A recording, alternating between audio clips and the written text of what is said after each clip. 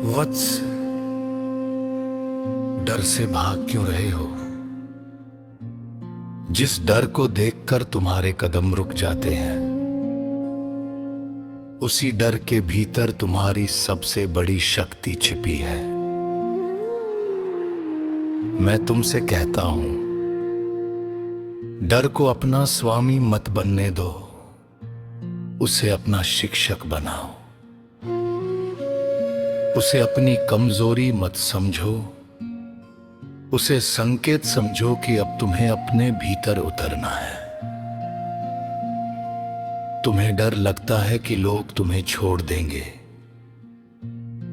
तो याद रखो, जो तुम्हारे साथ केवल सुविधा में था, उसका जाना तुम्हारी हार नहीं है। तुम्हें डर लगता है कि तुम असफल हो जाओगे, तो सुनो वत्स, असफलता तुम्हारा अंत नहीं, तुम्हारे सामर्थ्य की परीक्षा है। तुम्हें डर लगता है कि कल क्या होगा। कल की चिंता में आज को मत जलाओ। जिसने तुम्हें आज तक संभाला है, वही तुम्हारे आने वाले कल का भी मार्ग जानता है।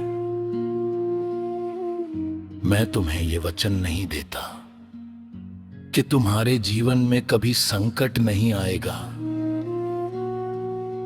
मैं तुम्हें यह वचन देता हूं, संकट आएगा तो तुम्हारे भीतर उसे पार करने की शक्ति भी जागेगी। याद रखो वत्स, डर तब विनाश करता है जब तुम उसे अपने मन का राजा बना देते हो। लेकिन जब तुम उसी डर की आंखों में आंखें डालकर कहते हो, मैं नहीं टूटूंगा, तब डर की शक्ति समाप्त होने लगती है। तुम्हारा भय तुम्हें गिराने नहीं आया, वह तुम्हें जगाने आया है। इसलिए उठो वत्स, कांपते हुए भी आगे बढ़ो, रोते हुए भी आगे बढ़ो, अकेले हो तब भी आगे बढ़ो। क्योंकि साहस का अर्थ ये नहीं कि तुम्हें डर नहीं लगता। साहस का अर्थ है डर होने के बाद भी सही कदम उठाना। अपने भय को अपनी शक्ति बनाओ, अपने आंसुओं को संकल्प बनाओ, अपनी पीड़ा को साधना बनाओ। और जब मन फिर कहे मैं नहीं कर सकता, तब आंखें बंद करके मेरा नाम लेना। मैं तुम्हारे भीतर से कहूंगा, वत्स, तुम उससे कहीं अधिक शक्तिशाली हो जितना तुम्हारा डर तुम्हें विश्वास करने देता है। डरो मत, तुम अकेले नहीं हो। जहां तुम्हारा विश्वास समाप्त होता है, वहीं से मेरी कृपा का मार्ग शुरू होता है। चलते रहो, क्योंकि तुम्हारा डर तुम्हारे विनाश का कारण नहीं, तुम्हारे जागरण का द्वार बन सकता है। वत्स, अब मेरी एक बात अपने हृदय में उतार लो। डर हमेशा तुम्हें रोकने नहीं आता। कभी कभी वह तुम्हें यह बताने आता है कि तुम्हें अपने भीतर की उस शक्ति को पहचानना है जिसे तुमने वर्षों से सोया हुआ छोड़ रखा है। तुम सोचते हो अगर मैं हार गया तो। मैं पूछता हूं, अगर तुमने कोशिश ही नहीं की तो क्या तुम पहले ही हार नहीं गए? तुम सोचते हो अगर लोग मेरा साथ छोड़ गए तो। वत्स, जिस रास्ते पर तुम्हारी आत्मा तुम्हें बुला रही है, वहां हर कोई तुम्हारे साथ चले ये आवश्यक नहीं। कुछ लोग तुम्हारी यात्रा में सिर्फ एक सबक बनकर आते हैं। कुछ तुम्हें तोड़ते हैं, ताकि तुम अपनी असली शक्ति पहचान सको। कुछ तुम्हें अकेला छोड़ते हैं ताकि तुम्हें समझाएं कि तुम्हारा सहारा बाहर नहीं, तुम्हारे भीतर भी है।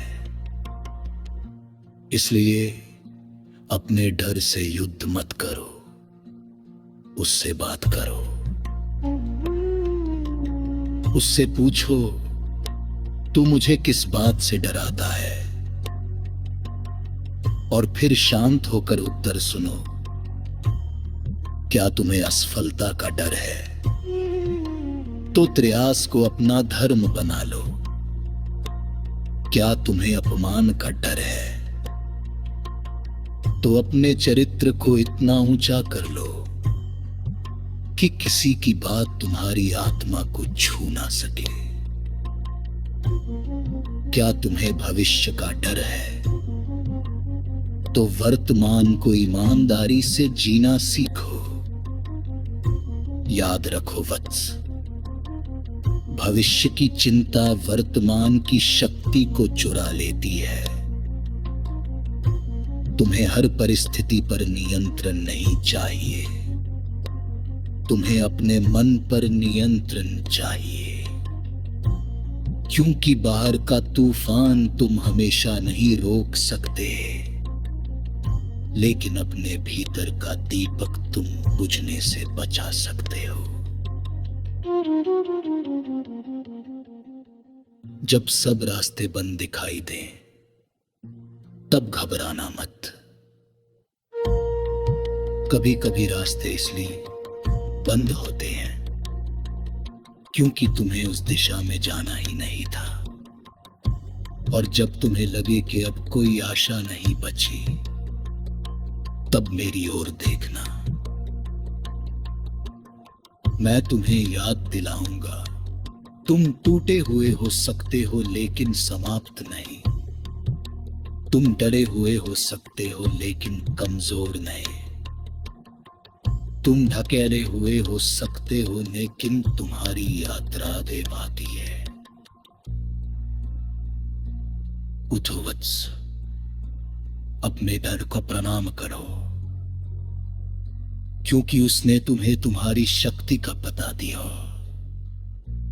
और फिर आगे बढ़ो, क्योंकि जिस दिन तुम डर के बावजूद कदम बढ़ा दोगे, उसी दिन तुम्हारा भाई तुम्हारी शक्ति बन जाएगा।